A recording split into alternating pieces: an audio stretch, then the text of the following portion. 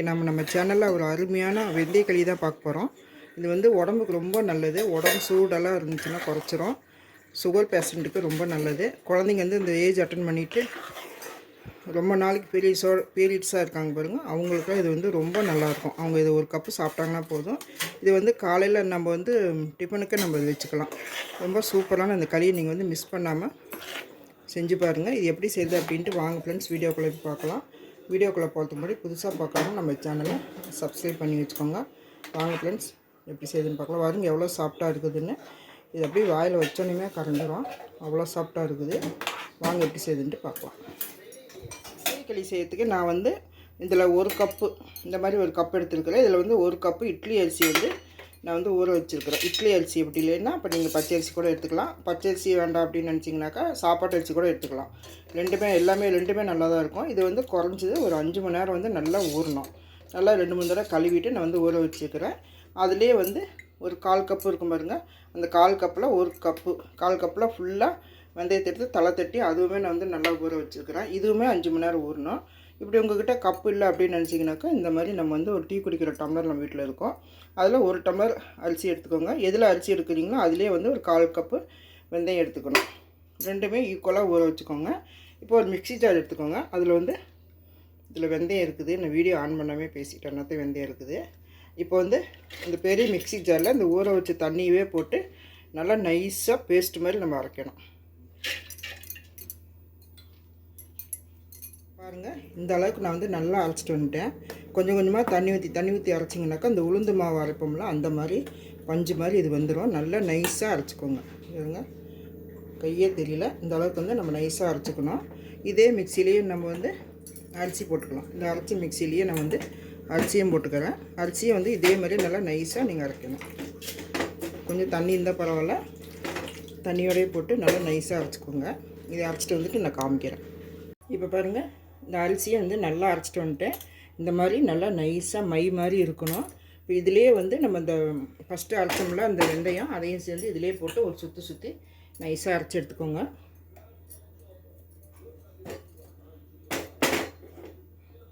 இப்போ இதிலே நான் வந்து இந்த வெந்தயத்தையும் போட்டு நல்லா இன்னொரு தடவை அரைச்சிட்டு வந்துடுறேன். எல்லாத்தையும் போட்டுருங்க.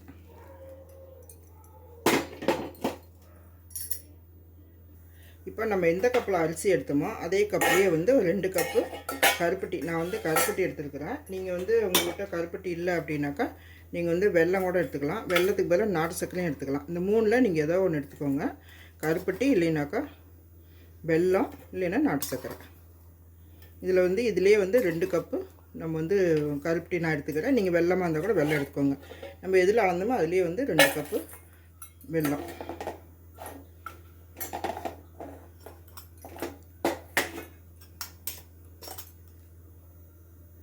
ஃபஸ்ட்டு ஒரு கப்பு போட்டுட்டேன்.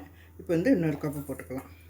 இப்போ இது வந்து பாகெல்லாம் காய்ச்சக்கூடாது. இது வந்து கரையிற அளவுக்கு வெல்லத்தை கரைச்சா மட்டும் போதும். இதில் வந்து ஒரு 1/4 கப்புக்கு கொஞ்சம் கம்மியாக திக்காக தான் இது கரைக்கணும். இது அடுப்பில் வச்சு நம்ம கரைச்சிக்கலாம் இதை. இப்போ அடுப்பத்தை வச்சு அடுப்பில் வந்து ஒரு அடி கனமான பாத்திரம் வச்சுக்கோங்க. ரொம்ப லேசானதெல்லாம் வச்சிங்கனாக்கா அடி பிடிச்சிக்கும். நல்லா கெட்டியாக, உங்கள்கிட்ட கெட்டியான பாத்திரம் இல்லை அப்படின்னாக்கா நீங்கள் குக்கர் கூட நீங்கள் எடுத்துக்கலாம். அதில் வந்து இந்த பாத்திரத்தில் ஒரு 2 கப்பு தண்ணி ஊற்றிக்கோங்க.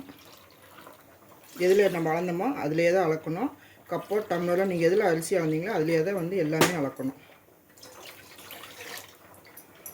இப்போ இதில் வந்து நம்ம இந்த அரைச்சி வச்சுக்கிறோம்ல இந்த உளுந்து அரிசி அது எப்படியே போட்டுருங்க. போட்டு கை விடாமல் நல்லா கிளறி விடணும். எல்லாத்தையும் வலிச்சு போட்டுருங்க.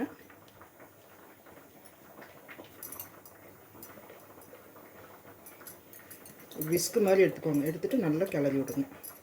இப்படி எல்லாத்தையும் ஒன்றா போட்டு நீங்கள் அரைச்சிட்டிங்கனாக்கா ஃபஸ்ட்டு கொஞ்சம் தனித்தனியாக அரைச்சிட்டு அப்புறம் 2ஐயும் ஒன்றா சேர்த்து அரைக்கும் போது நமக்கு கலக்கிற வேலை கொஞ்சம் கம்மியாகும், டைமும் நமக்கு சேவ் ஆகும். இப்போ எல்லா மாவையும் போட்டதுக்கப்புறம் ஒரு விஸ்கு வச்சு நல்லா கலந்து விடுங்க. நல்லா கட்டி இல்லாமல் நல்லா கலந்து விடணும். இந்த அளவுக்கு நல்லா கலந்து விட்டுருங்க.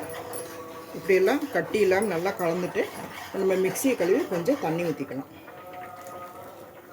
ரொம்ப தண்ணி ஊற்றிடாதீங்க. ரொம்ப நேரம் கிளறிட்டே இருக்கணும். இது வந்து நல்லா கெட்டியாக வரணும். இந்த ஸ்வீட்டுக்கு கொஞ்சமாக ஒரே ஒரு பிஞ்சு உப்பு போட்டுக்கலாம்.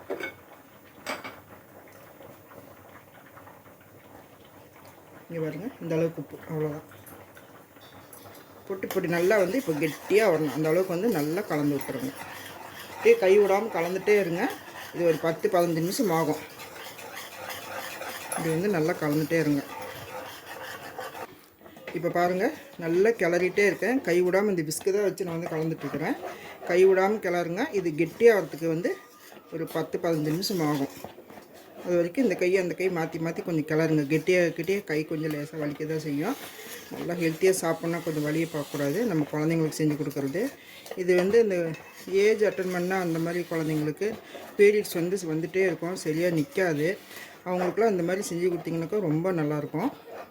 இது வந்து இன்னும் ஒரு 5 நிமிஷம் கிளறணும். 10 நிமிஷம் ஆயிடுச்சு. இன்னொரு 5 நிமிஷம் ஆச்சுனாக்கா நல்லா கெட்டியாயிடும்.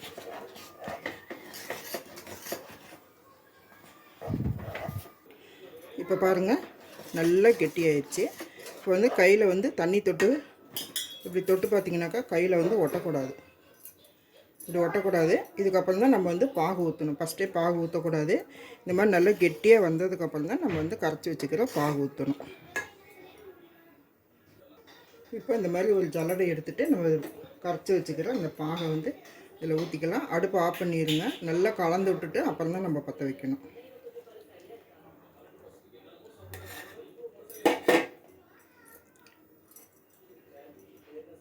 ஏன்னா இதில் வந்து இந்த மாதிரி கல், தூசி, மண்ணெல்லாம் இருக்கும். இதே விஸ்கே வச்சு இப்படி நல்லா கலந்து விட்ருங்க. ஃபஸ்ட்டு நல்லா கலந்து விட்டுட்டு அதுக்கப்புறம் நம்ம அடுப்பு பற்ற வச்சுக்கலாம். இப்போ நான் அடுப்பு ஆஃப் பண்ணிவிட்டு அது கலக்கிறேன். இது வந்து நல்லா கலந்து விட்டுட்டு அடுப்பு பற்ற வச்சுக்கலாம். இப்போ பாருங்கள், இந்த அளவுக்கு வந்து நான் வந்து நல்லா கலந்து விட்டுட்டேன். இன்னும் அடுப்பே பற்ற வைக்கல. இதுக்கு மேலே தான் நான் வந்து அடுப்பு பற்ற வைக்கணும். இப்போ அடுப்பு பற்ற வச்சு நல்லா ஒரு 10 நிமிஷம் கிளறுங்க.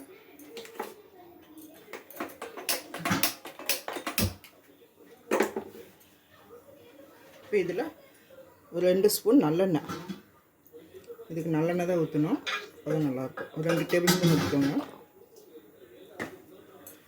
போட்டுட்டு நல்லா கிளறிட்டே இருங்க. நல்லா சுருண்டு வரும். அப்போ நம்ம ஆஃப் பண்ணிடலாம். அவ்வளோதான். 2 ஸ்பூன் தான் எண்ணெய் வேணும். 2 ஸ்பூன் எண்ணெய் ஊற்றிட்டிங்கன்னா போதும். நல்லா ஒட்டாமல் வரும். அப்போ நம்ம அடுப்பு ஆஃப் பண்ணிடலாம். அடுப்பு வந்து எப்போவுமே மீடியமாக வச்சுக்கோங்க. ஃபஸ்ட்டு கலக்கும்போது சிம்மில் வச்சுக்கோங்க. அதுக்கப்புறம் மீடியமாக வச்சுக்கோங்க. இப்போது மீடியமாகவே அடுப்பு வச்சுக்கோங்க. பாருங்கள் ஃப்ரெண்ட்ஸ், நல்லா கிளறிட்டுருக்கிறேன். இப்போ வந்து இப்படி நல்லா சுருண்டு வரணும். இந்த மாதிரி சுருண்டு வரும்போது நம்ம ஆஃப் பண்ணிடலாம். இப்படி பாருங்கள், ஒட்டாமல் வருது பாருங்கள் பாத்திரத்தில். இந்த மாதிரி சுருண்டு வரும்போது நம்ம ஆஃப் பண்ணிடலாம். இது வந்து ஆறிடுச்சுனாக்கா இன்னும் கொஞ்சம் கெட்டியாயிரும். அவ்வளோதான் ஃப்ரெண்ட்ஸ். இது செய்கிறதுக்கு எனக்கு ஒரு 1/2 மணி நேரம் ஆச்சு. நீங்கள் வந்து ஃபஸ்ட்டு ஒரு 100 கிராம் அரிசி போட்டு நீங்கள் செஞ்சு பாருங்கள். அதுலேயே 1/4 டம்ளர் உளுந்து, கால் கப்பு, ஒரு 100 கிராம் அரிசியில் ஒரு கால், அதுலேயே ஒரு 1/4 அளவுக்கு ஒரு உளுந்து எடுத்து, 1/4 கப்பு வெந்தயம் எடுத்து ஊற வச்சு அரைங்க. கொஞ்சமாக செஞ்சு பாருங்கள், சூப்பராக வரும். எந்த டம்ளரில் எடுத்தாலும் ஒரு டம்ளர் அரிசி, 1/4 டம்ளர் வெந்தயம் எடுத்து செஞ்சு பார்த்துட்டு எப்படி இருக்குன்னு சாப்பிடுங்க. எப்படி இருக்குன்னு கமெண்டில் சொல்லுங்கள் ஃப்ரெண்ட்ஸ். அவ்வளோதான், இந்த களி ரெடி ஆயிடுச்சு. இப்போ வந்து ஆஃப் பண்ணிடலாம். நல்லா சுருண்டு வரும்போது நம்ம ஆஃப் பண்ணிட வேண்டியதான். இப்படி எடுத்தால் தான் நம்ம சாப்பிட்றதுக்கும் நல்லாயிருக்கும். அவ்வளோதான் ஃப்ரெண்ட்ஸ், அருமையான ஒரு வெந்தய களி ரெடி பண்ணிட்டோம். இந்த வெயிலுக்கு இந்த மாதிரிலாம் நீங்கள் செஞ்சு சாப்பிடுங்க. ரொம்ப சூப்பராக, ரொம்ப நல்லா இருக்குது.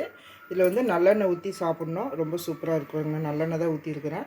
நல்லெண்ணெய் ஊற்றி சாப்பிடுங்க. செமையான ஒரு களி. இதெல்லாம் நீங்கள் மிஸ் பண்ணக்கூடாது. வாரத்தில் 1 நாள் 2 நாள் நீங்கள் வந்து இதை வந்து காலையில் பிரேக்ஃபாஸ்ட்டுக்கே நீங்கள் எடுத்துக்கலாம்.